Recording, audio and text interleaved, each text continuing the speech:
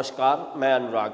संपत्ति का अधिकार संवैधानिक अधिकार है। संपत्ति का अधिकार अब मौलिक अधिकार नहीं है, पर संवैधानिक अधिकार जरूर है। सुप्रीम कोर्ट ने अपने एक फैसले में से बेहतर तरीके से स्पष्ट कर दिया है कि संपत्ति का अधिकार संवैधानिक अधिकार है और किसी भी व्यक्ति को कानून के मुताबिक पर्याप्त मुआवजे के भुगतान किए बिना उसकी संपत्ति से बेदखल नहीं किया जा सकता है। जाहिर है कि देश की सबसे बड़ी अदालत के इस फैसले से देश भर की निचली अदालतों में लंबित इस तरह के प्रकरणों से याचिकाकर्ताओं को काफ़ी हद तक राहत मिल सकेगी। संपत्ति के अधिकार के तहत कोई व्यक्ति अपनी संपत्ति पर स्वामित्व रख सकता है, उसका इस्तेमाल कर सकता है, उसे बेच सकता है, किराए पर दे सकता है या वसीयत कर सकता है। संपत्ति के अधिकार से जुड़े कानून यह तय करते हैं कि लोग अपनी और दूसरों की संपत्ति के साथ कैसा व्यवहार करें। भारत में संपत्ति का अधिकार पहले मौलिक अधिकार था, लेकिन 1978 में 44वें संविधान संशोधन के बाद इसे मौलिक अधिकारों की सूची से हटा दिया गया।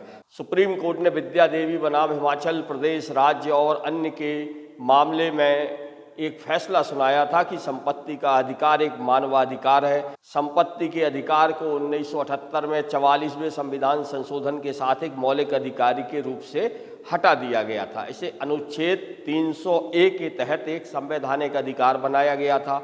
अनुच्छेद 300A के अनुसार राज्य को अपनी निजी संपत्ति से किसी व्यक्ति को वंचित करने के लिए एक उचित प्रक्रिया और कानून के अधिकार का पालन करने की आवश्यकता होती है। संविधान देश में संपत्ति कानूनों की संरचना निर्धारित करता है, जिससे यह सुनिश्चित होता है कि व्यक्तियों को संवैधानिक अधिकार के रूप में संपत्ति का स्वामित्व, कब्जा और निपटान करने का अधिकार है। संपत्ति हस्तांतरण अधिनियम 1882 TPA भारत में संपत्ति कानून को नियंत्रित करने वाला प्राथमिक कानून है।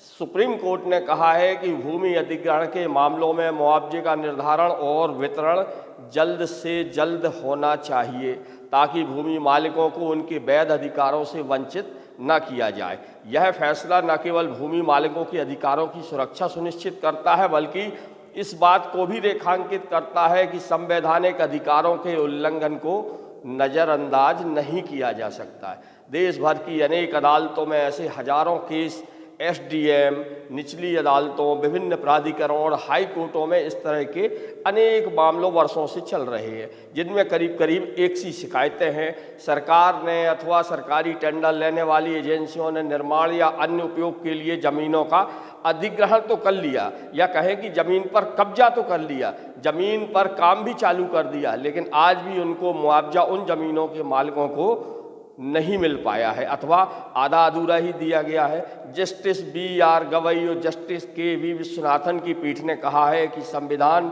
44वां संशोधन अधिनियम 1978 के कारण संपत्ति का अधिकार मौलिक अधिकार नहीं रह गया है, लेकिन कल्याणकारी राज्य में यह मानव अधिकार और संविधान के अनुच्छेद 300A के तहत संवैधानिक अधिकार है।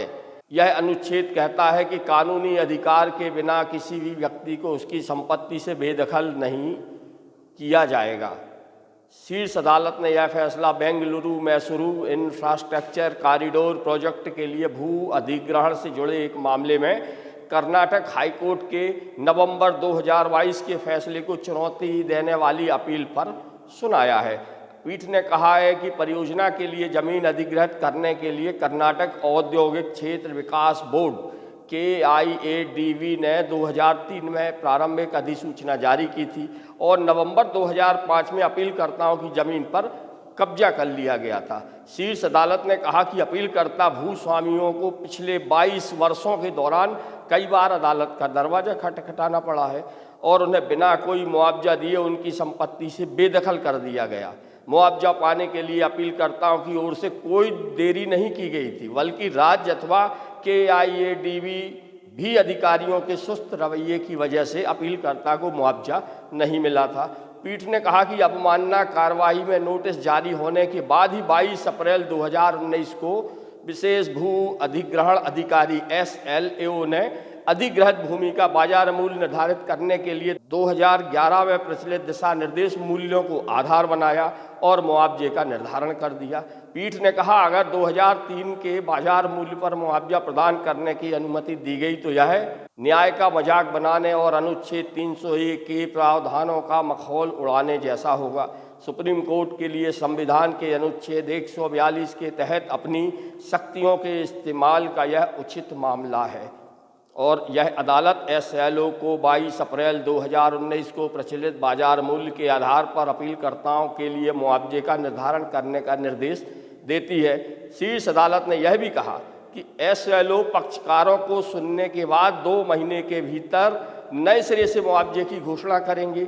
इस घोषणा से पीड़ित पक्षकारों को उसे चुनौती देने का अधिकार भी होगा। मध्य प्रदेश में राजस्व विभाग में चल रही भर्राशाही का इससे बड़ा नमूना और क्या होगा कि बड़वानी जिले के पाटी तहसील में अफसरों ने किसान की जमीन पर ही तहसील भवन बना दिया है और इतना ही नहीं, शासन के करीब 7.5 करोड़ रुपए भी खर्च कर डाले हैं। लेकिन अब न्यायालय ने फैसला दिया है कि 1 माह में किसान को उक्त जमीन वापस लौटाएं। इसके बाद से ही अफसरों के हाथ पैर फूल गए हैं। बड़वानी के पाटी तहसील के रोसर रोड पर 6 एकड़ जमीन में तहसील का नवनिर्मित भवन बनाया जा रहा है। इस भवन की लागत करीब 7.5 करोड़ रुपए बताई गई है। जिस जमीन पर यह भवन बनाया जा रहा है, इस जमीन को जिला प्रशासन ने सरकारी घोषित कर दिया था अपने रिकॉर्ड में।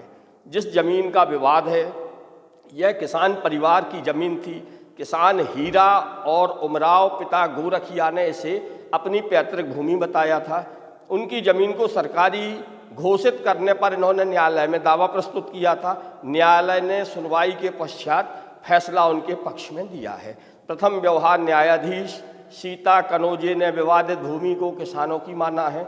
न्यायालय ने 1 माह के अंदर प्रशासन को कब्जा सौंपने के आदेश दिए हैं। न्यायालय ने कहा किसानों को या तो मुआवजा दिया जाए या उनकी जमीन उन्हें वापस की जाए। जिला प्रशासन ने किसानों की इस जमीन को 1993-94 में सरकारी जमीन घोषित कर दिया था। किसानों ने न्यायालय में 1960 के जमीन के दस्तावेज प्रस्तुत किए। राजस्व रिकॉर्ड में उसके पिता गोरखिया के नाम पर उक्त जमीन दर्ज है। जब तहसील कार्यालय बनना शुरू हुआ था, किसानों ने न्यायालय में बात प्रस्तुत किया था।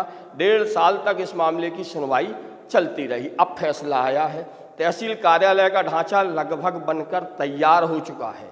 वहीं अब अपनी खाल बचाने अफसर इस मामले में तरह तरह के तर्क गढ़ रहे हैं। तहसीलदार भूपेंद्र भोड़े ने कहा, इस मामले में सरकार अपील करेगी। अब मध्य प्रदेश में मुख्यमंत्री डॉक्टर मोहन यादव ने वर्ष 2025 के शुभारंभ के साथ ही 1 जनवरी को ई-ऑफिस सिस्टम का भी शुभारंभ किया है। इस डिजिटल नवाचार से प्रशासन को सुशासन के मार्ग पर चलने की दिशा में मील का पत्थर बताया जा रहा है कि ऑफिस सिस्टम प्रशासनिक प्रबंध को पेपरलेस बनाने की भी योजना है। इसके अलावा इस डिजिटल प्रणाली से प्रशासनिक सुधार को सुचारू रूप से संचालित करने और दस्तावेजों के खोने के जोखिम को खत्म करने का दावा किया जा रहा है।